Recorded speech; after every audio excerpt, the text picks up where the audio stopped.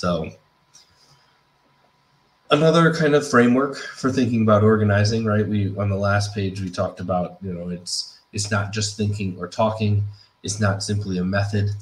So what is organizing? And according to Jane McAlevey in her work No Shortcuts, there's a differentiation between advocacy, mobilizing, and organizing.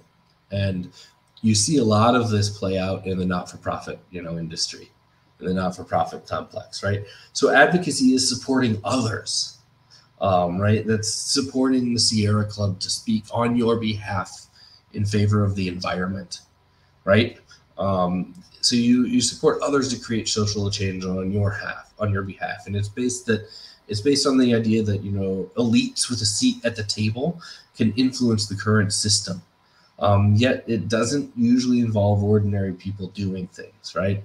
Again, to use that example of fracking in Illinois, Sierra Club members trusted the Sierra Club to protect the environment, but the leadership of the Sierra Club traded their mandate on the environment to have a seat at the table, and in the end, rubber stamped a fracking bill that most of their membership wouldn't have supported. Right? The advocacy gave all of the power to elites, which is problematic and very top down. But it's also the model of most not-for-profits, right? Most not-for-profits want you to send them money, sign their petition, and support their work, not do your own work. What they will sometimes do is mobilize, right? Protests, rallies, attending a city council meeting, inward-based building oriented, and it's limited to those who support your cause, right? So ideally, what the Sierra Club should have been doing in Illinois, rather than going in the back room and supporting the legalization of fracking, they should have been out front calling their members to come to the governor's office, right? To join the sit-in that was taking place, to take arrests with other activists that were taking arrests to make a point that we wanted a moratorium on fracking, not legalization, right? But a lot of, the kind of the extent to which not-for-profit, most of these issue-oriented orgs will do is to mobilize people, get a hold of the people who already agree with them, tell them to show up at this place and this time for this event, right? Organizing is a fundamentally different thing. It's about actively working to change the minds of who disagree with you or who are not engaged in your cause, right? It focuses on mass movement of ordinary people, and the base is expanded through education and training, and you let leaders emerge organically, right? Very quickly, when you start organizing in relatively small groups, leaders will on different issues and in different areas of work will almost always emerge, right? Rather than saying you do this, you do this, you do this, start working together and see whose skills, whose aptitude serves for different things. But the key is trying to engage people who aren't already on your team, right? As an organizer, you do plenty of mobilizing, right? You do engage in that work because you want to turn out the people that you have, but you also want to grow the number of people that you have. And that's where this is key. And while I'll also say, because we're talking about local parties, that interpersonal one-on-one relationship, that's where you can change people's mind, right? When you talk to your neighbor over a series of weeks and months and years, you can actually change their mind on issues, right? It can happen. When you shout at a random person on the street or on social media, you never change. It's almost zero-sum game there, right? It's just not going to happen, right? But on the very micro level, we can actually make these changes. And I think one of the more important, where we as, socialists and Greens operating within the U.S. political system need to focus here is not so much trying to convert Republicans, you know what I mean? Which is possible. I've known Republicans who are flipped, who things in their lives and relationships have changed their worldview in drastic ways.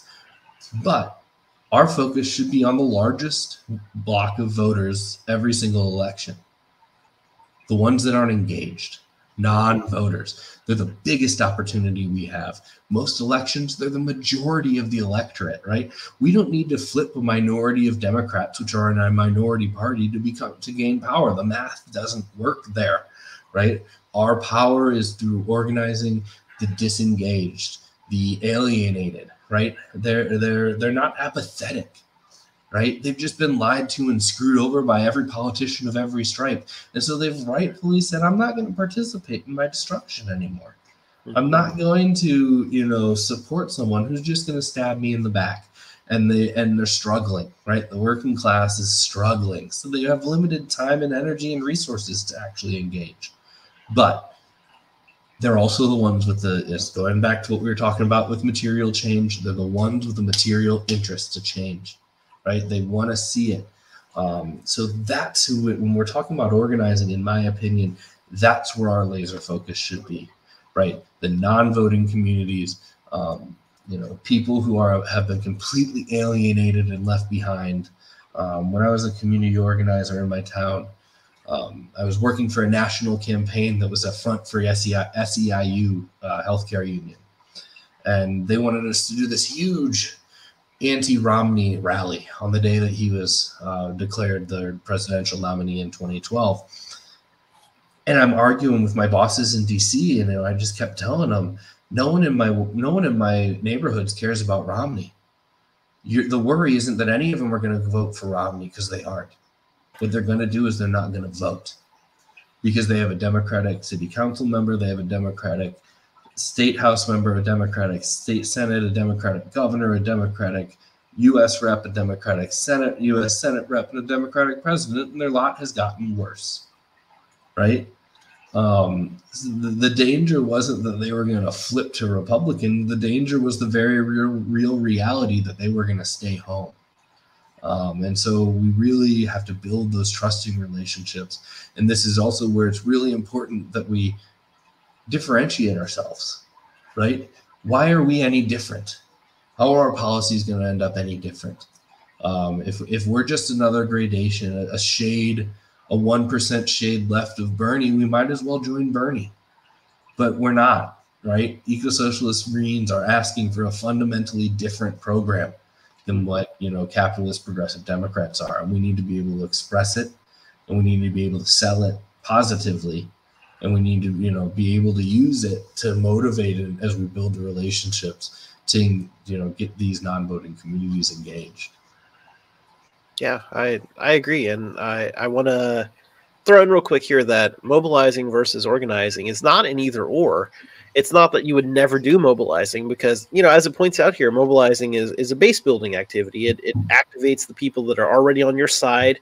It gets them hyped up and interested. And, that's part of getting your wins out there, right? Letting your base know, here's the wins, here's the stuff you can get involved in. And so it's a very good thing to do. The problem is most organizations stop there and they don't move on to the organizing part, which is empowering the communities. And in particular, like Chris is saying, empowering the communities that feel alienated and have given up on this system. They don't believe in the duopoly anymore. They don't believe in electoralism because they think all that electoralism is the duopoly. They don't even believe in the nonprofit organizations anymore because those nonprofits team up with the duopoly all the time. So it's not that they don't care. It's that they're not sure even what to do anymore. So part of our task of organizing is to help, give them some encouragement, give them some hope, and say, together, building solidarity and building a movement, we can actually build very important change, and we can make it happen together. And that our program is not just some tweaks to the current system, even if they're relatively good tweaks, like what Bernie Sanders proposed. We don't just want Medicare for all and things. We want a system that's actually going to work for communities and for workers. That when we talk about empowering communities to make their own decisions and have self-determination, that should be not just within the Green Party, but that should just be how all decisions are made for, local government and for your workplace and the economy as a whole. We want to empower people to have self-determination in all those aspects of their life, not just within the Green Party. And that is a big aspect of what makes us different from even the most progressive liberals, most progressive Democrats. We're talking about actually having self-empowerment in all aspects of life. So, we have to focus on that organizing aspect of educating and helping in solidarity, build the infrastructure and all necessary for communities to organize themselves. So, yeah, it's an important focus. So, don't forget mobilizing, but organizing is really where we need to go.